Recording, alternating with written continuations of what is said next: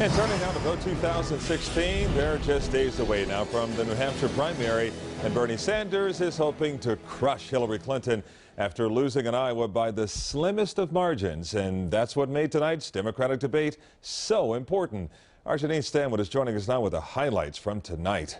Calvin, this is the first time that Sanders and Clinton met without a third candidate on the debate stage, and it got heated. So I think it's time to end the very artful smear that you and your campaign have been carrying out in recent weeks. And let's talk about the issues. Hillary Clinton was on the defensive in this debate. Both she and Bernie Sanders trading barbs over who best represents the heart and soul of Democrats. In your definition, as you being the self-proclaimed gatekeeper for progressivism, I don't know anyone else who fits that definition. One of the things we should do is not only talk the talk, but walk the walk. I am very proud to be the only candidate up here who does not have a super PAC, who is not raising huge sums of money from Wall Street or special interests. Sanders taking one of many swipes at Clinton's ties to Wall Street.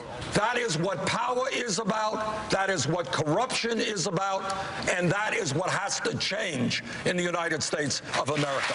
The debate also turned to the war on ISIS, foreign policy, a strength of Clinton's. You are voting both for a president and a commander-in-chief, and there is no way to predict what comes in the door of that White House from day to day that can pose a threat to the United States or one of our friends and allies, and I think this is a big part of the job interview. I fully concede that Secretary Clinton, who was Secretary of State for 4 years, has more experience. That is not arguable in foreign affairs.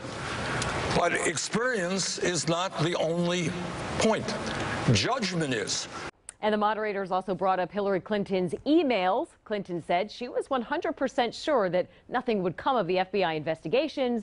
Sanders said he would not attack her on it. Calvin. Always interesting. The New Hampshire primary is now just a few days away, and Glenna Milberg will be live on the ground there to cover it all.